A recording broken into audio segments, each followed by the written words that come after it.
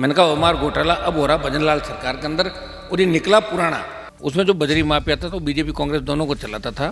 तो लगातार राष्ट्रीय लोकतांत्रिक पार्टी राजस्थान में हर जिला मुख्यालय पर आंदोलन कर रही है। दोनों सरकारें मिलकर राजस्थान के नौजवानों के भविष्य का खिलवाड़ कर रही। थोड़े टाइम बड़े लोगों को बचाएंगे, फिर चुनाव आ जाएंगे, लोग भूल जाएंगे। भारी भ्रष्टाचार दोनों पार्टियां मिलकर कर रही है। और जनता अगर इस तरह करेगी तो फिर भजनलाल के बाद रामलाल, रामलाल भाई श्यामलाल, बार बार मौका नहीं आता, सबको कहते हैं मौका आया चौका मार दो। इस बात का भ्रष्टाचार कर रहे हैं। कांग्रेस के पास लूट खसोट के और दुनिया भर का पैसा है, बीजेपी के पास उससे ज़्यादा पैसा है। फाइनल जीत मेरी होती है झगड़े के अंदर। सरकार ने एक एक वोट के लिए 15-15 हज़ार रुपये की रेट लगा दी वहाँ पर। बहुत बड़ी दुश्मनी वसुंधरा रही राजस्थान के अंदर। उनकी वजह से मैंने पार्टी छोड़ी। तो मैंने कब कहा कौन डरा मेरे से, मैं कोई गुंडा बदमाश थोड़ी जो डरेंगे लोग।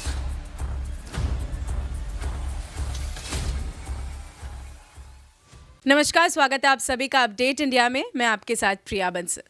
धरातल पर काम करने वाले, किसानों की सुनने वाले और हर एक मुद्दे को प्रमुखता से उठाने वाले नेता आरएलपी सुप्रीमो हनुमान बेनीवाल हमारे साथ मौजूद है। सबसे पहले तो आपको सर जन्मदिन की हार्दिक शुभकामनाएं। धन्यवाद सर। आपने अभी कुछ समय पहले ही किसानों को लेकर मुद्दा उठाया था। किस तरीके से अभी आपकी जो मांगे थी वो कितनी पूरी हो चुकी हैं और कितनी धरातल पर रहकर अब काम को होने वाला है? देखिए, अभी जो हमारे मुद्दे थे, पार्टी का स्थापना दिवस 29 अक्टूबर को हमने बीकानेर के अंदर 2-3 लाख लोगों की रैली करी थी बड़ी, उसके अंदर मनाया। हमारे प्रमुख इश्यू एमएसपी पे खरीद, किसान कर्ज माफ़ी, और अभी जो लेटेस्ट मामला चल रहा है बजरी माफिया जिस तरह राजस्थान के अंदर नदियों को खोद रहा है, जिस तरह गरीब किसानों की ज़मीनों पर अवैध अतिक्रमण करके और बेलगाम खुदाई जिस तरह चल रही है, अवैध माइनिंग कर रहा है, तो बजरी माफिया पे लगाम कैसे लगे। हमने बजरी माफिया के खिलाफ पिछला जब कांग्रेस सरकार थी उसमें जो बजरी माफिया था तो बीजेपी कांग्रेस दोनों को चलाता था, उसके खिलाफ 1 दर्जन रैलियां राजस्थान में करी। उसका परिणाम ये हुआ कि उसकी माइंस, बजरी की माइंस पे कार्रवाई हुई। भीलवाड़ा बाड़मेर की जो एफआईआर दर्ज हमने कराई थी उस पर सीबीआई भी आई, ईडी भी आई, और उसका काम ख़त्म हुआ। लेकिन दोबारा जो माइनिंग के पट्टे जारी किए भजनलाल सरकार ने, इसमें भी बजरी माफिया पनप गया। नदियों को इन्होंने 6-7 मीटर खोद दिया नदी को, और अवैध तरीके से बाहर जाके जो इनका नक्शा है उसे बाहर जाके इन्होंने खुदाइयाँ की, रात रात भर माइनिंग करी, जबकि रूल के अंदर नहीं कर सकते, जो एमओयू होता है इनका। उसको लेके रियाँ और उस इलाके के अंदर कुछ हमारे रेलवे लाइनें जो निकली राजस्थान के अंदर, एक्सप्रेस वे निकले, उसका मुआवजा ज़्यादा मिले। हम चाहते हैं कि जो डीएलसी रेट है वो कम है, और 4 या 5 गुना जो मुआवजा देता है उससे कुछ भी नहीं होता। हम चाहते हैं बाजार रेट से किसानों को मुआवजा मिले। चाहे RSMM जिप्सम की माइनिंग और नागौर के अंदर करना था, उसको लेके भी इशू था। कुछ इशू हमारे जो अपराध बढ़न इसको लेके थे। तो लगातार राष्ट्रीय लोकतांत्रिक पार्टी राजस्थान में हर जिला मुख्यालय पर आंदोलन कर रही है। और रिया के अंदर जो हमारे मामले थे, एक 14,000 बीघा गोचर ज़मीन थी, वो मेड़ता की SDM ने 100 अरब से ज़्यादा की ज़मीन थी, बड़ा लेन देन हुआ। मेड़ता विधायक और कई लोग इसके अंदर शामिल थे। ये हमारे प्रमुख इशू थे। उसके खिलाफ कार्रवाई हटाने को लेके और हमने जयपुर कूच किया, और तब सरकार झुकी और सरकार ने जो बात करी उसमें 60-70% मामले हमारे सरकार ने मान लिए। 25-30% अभी चीज़ें बाकी है, और लिखित में सरकार से हमने ले लिया। जल्दी उन पर हम कार्रवाई करेंगे। अब लोकसभा का सत्र चलेगा, फिर हम किसानों की मजबूत तरीके से लोकसभा में आवाज़ उठाएंगे। कर्ज माफ़ी, अग्निवीर समाप्त करना, राजस्थान के जो लंबित मुद्दे हैं दिल्ली के अंदर, वो चाहे पीने के पानी के मुद्दे हो, चाहे सिंचाई के मुद्दे हो, अरावली को बचाने के लिए सबसे पहले अगर आ गए तो राष्ट्रीय लोकतांत्रिक पार्टी सबसे पहले आगे आई। जहाँ भी इस प्रत्येक व्यक्ति को आवश्यकता होगी राजस्थान के अंदर, वहाँ हनुमान बेनीवाल उनकी पार्टी हमेशा तैयार खड़े। OMR सीट के घोटाले की जो बात चल रही है, ये तो मैंने 127 दिन का जो आंदोलन किया था उसके अंदर RPSC पुनर्गठन, OMR की भी हमने बात की। जो एक भजनलाल सरकार ने एग्जाम कराया था उसमें विक्षक के साइन नहीं थे, मैं OMR सीट आपको दिखाई थी। मैंने कहा OMR घोटाला अब हो रहा भजनलाल सरकार के अंदर, और ये निकला पुराना। दोनों सरकारें मिलकर राजस्थान के नौजवानों के भविष्य का खिलवाड़ करी। निश्चित रूप से राजस्थान के नौजवान उद्वेलित है, मन के अंदर बड़ा गुस्सा है, और बार बार मुझे कह भी रहे हैं कि साहब एक आंदोलन और करो। मैं शीघ्र ही OMR जो घोटाला इसको लोकसभा के अंदर भी उठाऊंगा, और राजस्थान के अंदर भी RLP इसको लेके, और दूसरे कई जो किसान जवान के मुद्दे हैं, बिगड़ती कानून व्यवस्था, चाहे बढ़ता भ्रष्टाचार, जिस तरह ब्यूरोक्रेसी बेलगाम हो गई राजस्थान के अंदर, जिस तरह कई मिनिस्टर भजनलाल सरकार के अखंड भ्रष्टाचार के अंदर डूबे, उनके खिलाफ फिर से राष्ट्रीय लोकतांत्रिक पार्टी आगामी 2-4-5 दिनों के बाद सड़क पे उतरेगी। पर ओएमआर को लेकर तो खुद जो उनके मंत्री हैं किरोड़ी लाल मीणा ने बोला कि मैंने भी दस्तावेज पेश किए थे, मैंने भी सारी चीज़ें बताई थी। आपने खुद ने भी, जब आप एसआई भर्ती परीक्षा पर आंदोलन कर रहे थे, प्रदर्शन कर रहे थे, उस दौरान भी आपने ओएमआर शीट का जो है जिक्र किया था। अब इस तरीके से भी कहीं ना कहीं लग रहा है कि कांग्रेस और बीजेपी एक दूसरे के साथ ही कहीं अंदर ही अंदर कुछ खेल तो नहीं चल रहा है? 100% बड़े लोगों को बचाना, थोड़े टाइम बड़े लोगों को बचाएंगे, फिर चुनाव आ जाएंगे, लोग भूल जाएंगे, फिर ये बड़े मगरमच्छ और किसी को बोलेंगे, उनको भूल जाएंगे, ये नहीं अब दूसरे हैं। निश्चित रूप से मिड डे मील घोटाले में जो एफआईआर दर्ज हुई है, ये मिड डे मील घोटाले की जो हज़ारों करोड़ का मामला है, ये जिस व्यक्ति को मुख्यमंत्री से मिला के टेंडर दिलाए, राजेंद्र यादव के खिलाफ तो आप मुकदमा कर रहे हो, लेकिन डोटास राजी उस व्यक्ति को लेके अशोक गहलोत के पास गए थे और तभी उसको काम मिला। और डोटास राजी से मिलने से पहले ये व्यक्ति भारतीय जनता पार्टी के नेताओं के खास था लंबे समय तक, और अब बीजेपी के नेताओं को वापस खास है। अब जो मिड डे मील का काम है, मुझे लग रहा है कि भारतीय जनता पार्टी के लोग और उनके नेताओं के संरक्षण के अंदर ही चल रहा। भारी भ्रष्टाचार दोनों पार्टियां मिलकर कर रही है। जो उपचुनाव राजस्थान के अंदर हुए थे, जिसमें खींवसर का उपचुनाव भी था, उसमें कांग्रेस के प्रदेश अध्यक्ष और कई नेताओं को बुला के भजन लाल जी ने दिल्ली में एक बीजेपी के बड़े नेता का आवास पे बात कही थी कि देखिए, अगर तुम्हें जेल जाने से बचना है तो हमारे हिसाब से सीटों का वितरण करो।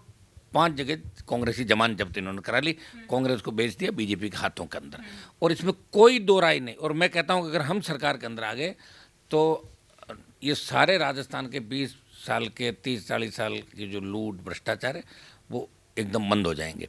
जब राजस्थान की जनता को कह ही सकते हैं, जनता ठगी गई है 70 साल तक, और जनता अगर इस तरह करेगी तो फिर भजन लाल के बाद रामलाल, रामलाल बाद श्यामलाल आते रहेंगे, जाते रहेंगे, लेकिन आम आदमी बेरोजगार से तंग आकर आत्महत्या कर रहा है। कानून का राज नहीं। जयपुर के अंदर मुख्यमंत्री के नज़दीकी लोग जिन पर आरोप लग रहे हैं, आप देखिए वो लोग ज़मीनों पर धड़ाधड़ कब्जे कर रहे हैं। मुख्यमंत्री ऑफिस, मुख्यमंत्री के आवास, नज़दीकी मंत्री, आप बाड़मेर वाला मंत्री कह देख लो, कन्हैयालाल देख लो, बेडम देख लो, ऐसे आधा दर्जन मंत्री है जो खुलेआम ये खेल खेल रहे हैं कि प्रॉपर्टी इकट्ठी करो, बार बार मौका नहीं आता, सबको कहते हैं मौका आया चौका मार दो, इस बात का भ्रष्टाचार कर रहे हैं। तो मेरे हिसाब से दिल्ली वालों को ये सोचना चाहिए, भारतीय जनता पार्टी जो एक मूल विचारधारा की पार्टी जो खत्म हो गई, अब कुछ भी नहीं बचा। अब बीजेपी के लोग सारे के सारे व्यापारी हो गए। पहले व्यापारियों की पार्टी जरूर थी, लेकिन अब जो भी नेता इसके अंदर घुस रहा है वो व्यापारी कर रहा है।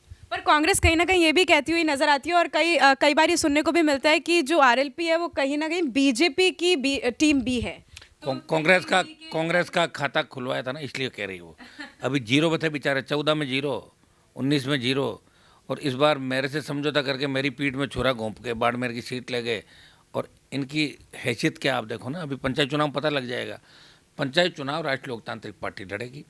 हमारे पास साधन संसाधन नहीं, कांग्रेस के पास लूट खसोट के और दुनिया भर का पैसा है, बीजेपी के पास उससे ज़्यादा पैसा है। आप देखना किस तरह हर जाति वर्ग का नौजवान आरएलपी को वोट करता है, हर मंडल और जिला परिषद के अंदर। मैं ये नहीं कहता कि कितने प्रमुख प्रधान बनेंगे, लेकिन इस बार इतना ज़बरदस्त वोट मिलेगा कि दिल्ली तक होश उड़ जाएंगे लोगों के। ये आरएलपी के अंदर जो जवानों ने इस बार ये तय कर लिया कि हमें दोनों पार्टियों को घर बिठाना है। और ये चूक भी हुई राजस्थान के जवान किसानों से। जब मैंने मोदी अमित शाह को छोड़ा, उसमें उम्मीद थी कि लोग मेरा साथ देंगे, लेकिन दुर्भाग्य से लोग इस बात को समझ नहीं पाए, सीटें हमारी कम आई।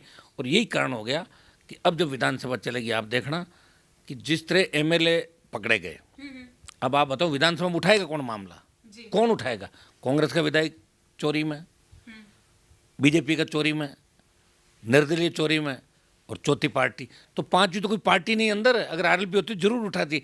तो ये मेरे को लग रहा है सब एडजस्टमेंट इस तरीके से हुआ है कि अब कोई बोल भी नहीं पाएगा, चू नहीं करेगा। निर्दलीय जी लोग मोदी जी जो भाषण अभी लोकसभा का ना, मोदी को भी लोग पूछेंगे भाई आप तो करें 0 टॉलरेंस, ने खाऊंगा ना खाने दूंगा। आप तो खुलेआम खा रहे हो राजस्थान के अंदर, आपके तो एमएलए पकड़े जा रहे हैं। भाई जहाँ आपकी सरकार है, शर्म आने की बात है। प्रधानमंत्री जी आपकी कौन मानेगा आपकी बातें? कम से कम अंदर बैठ के सुनना कि आपको किस तरह जब मोदी जी बोलते हैं और नीचे जिस तरह लोग मैसेज करते हैं उनको पढ़ो आप, तो उससे पता लगता है कि क्या है। हाँ ये ठीक है, कांग्रेस कमज़ोर है, विपक्ष बिखरा हुआ है, तो सरकार आप बना लेते हो तोड़ जोड़ करके। आपके पास साधन संसाधन एसआईआर सब चीज़ें, और आपके इलेक्ट्रॉनिक ये वोटिंग मशीन भी आपके पास है। तो मेरे हिसाब से सारी चीज़ आपके हाथ में, बिखरा हुआ विपक्ष है, इसलिए आप जीत रहे हो। कोई आपका जनाधार नहीं है कि आपका वोट नहीं बढ़ रहा है, तो आप 400 सीट अकेले नहीं आए।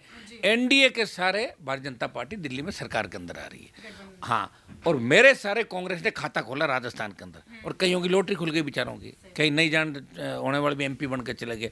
तो हमारा प्रयास जारी रहेगा, हम किसी से नहीं डरते। हमने पार्टी बनाई 66 साल बाद, राजस्थान के जवानों को उनका हक अधिकार दिलाने का प्रयास किया, सरकार से हम लड़े भिड़े, और हमेशा मुख्यमंत्रियों से मेरा झगड़ा आज नहीं, पहले वसुंधरा ही चलता था, गहलोत से चला, इनके बेटे को हरवाया, अब भजनलाल से चल रहा है। आदत है, फाइनल जीत मेरी होती है झगड़े के अंदर। और आपने पंचायत चुनाव की बात करी, तो अभी किस तरीके से रणनीति तैयार की, और साथ में अभी नरेश मीणा से हाल फिलहाल में आपकी मुलाकात हुई है, क्या लग रहा है कि पंचायत चुनाव के समय में उनके साथ आप समर्थन में आकर काम करने वाले हैं? नरेश तो अपना छोटा भाई आया था, नरेश कोई बातचीत करी थी हमने लंबी, और मैं तो प्रचार भी करने गया था।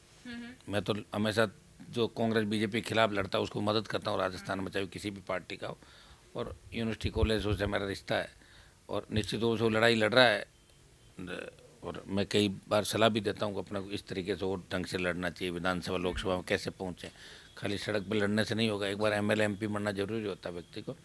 तो आगामी आंदोलनों को लेकर भी हमने विचार विमर्श किया था, और निश्चित रूप से राजस्थान में एक जाति से सरकार नहीं बनेगी, हमें तमाम जातियों को साथ लेके इस राजधानी को घेरना होगा, और राजधानी के अंदर जो बैठे हुए लोग, इनको ये खौफ रहना चाहिए कि जनता किसी भी वक्त सचिवालय और पीएचक्यू में आ सकती है। ये खौफ सरकार के अंदर रहना चाहिए, और ये खौफ राष्ट्रीय लोकतांत्रिक पार्टी ने भजनलाल जी और सरकार के अंदर पैदा कर दिया, और इस खौफ के सारे ही हम राजस्थान को बचाने का काम करें। आपने बोला कि विधानसभा में मुद्दा कौन उठाएगा, सब लोग एक दूसरे को बचाने में लगे हुए हैं, तो क्या लगता है कि अभी जो 3 जो विधायक हैं उनके ऊपर कथित भ्रष्टाचार के गंभीर आरोप लगे, जिसमें से एक रेवंत राम डांगा, जिनके सामने आप खड़े भी थे। अब क्या लग रहा है कि रेवंत राम डांगा एक तो खुद को सिद्ध साबित कर नहीं पा रहे हैं, एक तरीके से सदाचार कमेटी ने उनको फिर से समय दे दिया, अभी क्या लग रहा है कि एक तरीके से खिमसर की जो सीट है उसकी छवि भी कहीं ना कहीं धूमिल हो गई है? नहीं, वो तो छवि तो राजस्थान की धूमिल हुई है, खींवसर की तो उसी दिन धूमिल हो गई थी जब वोट लोगों ने उधर डाले थे। देखिए, खींवसर में क्या होता था, हमेशा जब चुनाव होता तो ट्रायंगल चतुर्कोणीय मुकाबले होते थे, और मेरा वोट 80-85 हज़ार के आसपास रहता था, और 3-4 बार कांग्रेस की जमानत जब्त हुई मेरे सामने, और 2 बार बीजेपी की जमानत जब्त भी हुई। बीजेपी की 2013 में जमानत जब्त हुई, और 2018 में भारतीय जनता पार्टी की जमानत जब्त हुई थी वहाँ पे।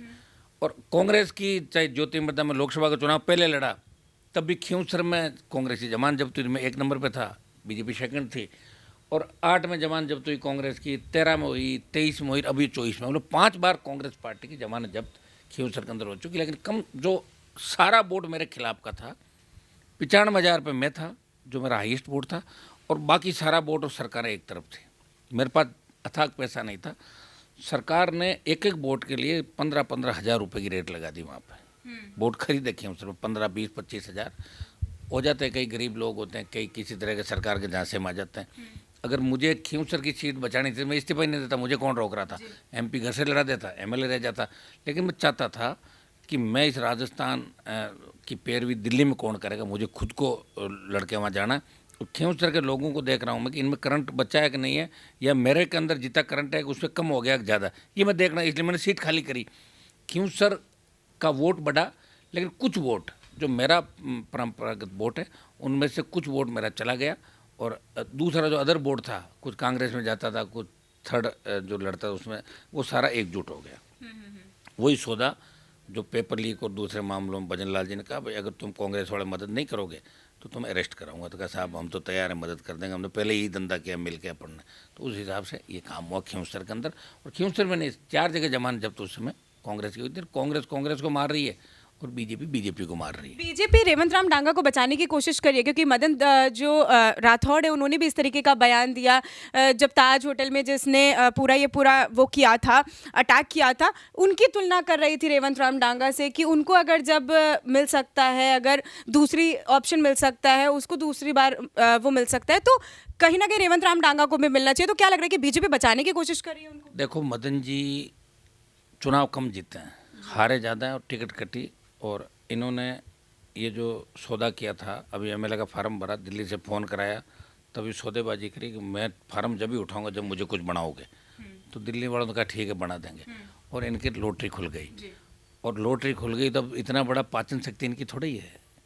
ये भारतीय जनता पार्टी जो सरकार के अंदर है, उसके प्रदेश अध्यक्ष आदमी बन जाए, जिनका कोई पॉलिटिकल बहुत ज़्यादा वो नहीं हो, तो निश्चित रूप से अपच हो जाती है। अपच इनके हो गए, इसलिए चाहे जो बयान दे देते हैं, दिन में कुछ, शाम को कुछ, वापस बदल जाते हैं। इनके बयानों को अब दिल्ली वाले भी सीरियस नहीं लेते। मदन राठौड़ के बयानों, इनके बयान से कुछ भी नहीं होता।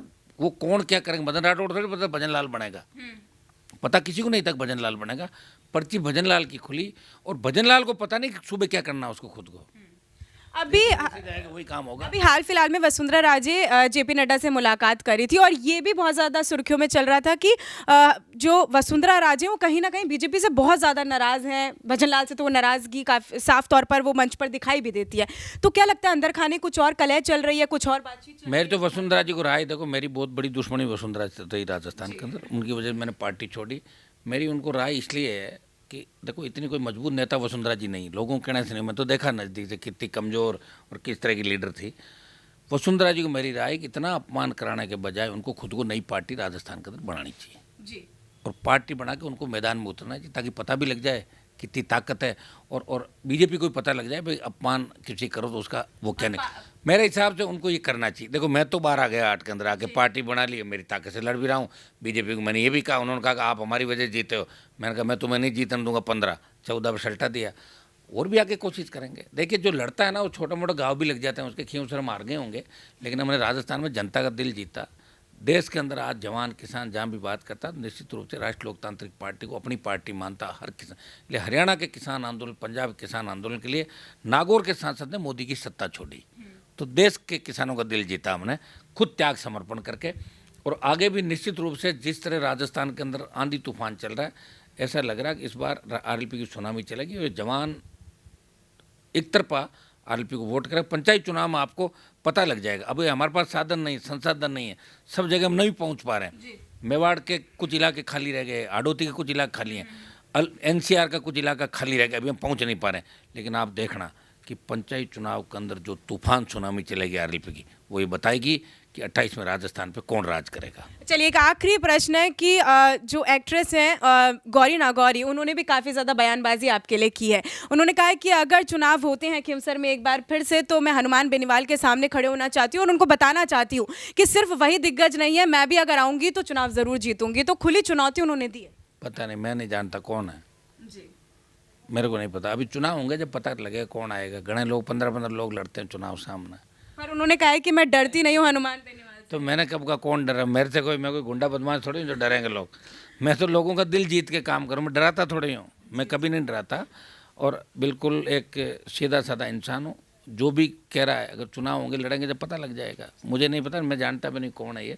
और पॉलिटिक्स में अगर है तो किस पद पे है, कहाँ है, क्या है, किसके क्या में अभी शुरुआत नहीं करी है, पॉलिटिक्स में आई नहीं है। उन्होंने कहा है कि बीजेपी से उनको टिकट चाहिए खिमसर में अगर चुनाव होते हैं। हाँ तो बिल्कुल ले ना टिकट, कौन मना कर रहा है? लेकर आ जाएंगे तो हो जाएगा। चलिए ठीक है। तो ये थे हमारे साथ सांसद हनुमान बेनीवाल। इन्होंने बताया तमाम मुद्दे जो राजस्थान में छिड़े और साथ में आने वाले वक्त में वो किस तरीके से पंचायत चुनाव में मुखर होकर और साथ में प्रमुखता से कई मुद्दे उठाने वाले। मैं आपके साथ प्रिया बंसल, अपडेट इंडिया, जयपुर।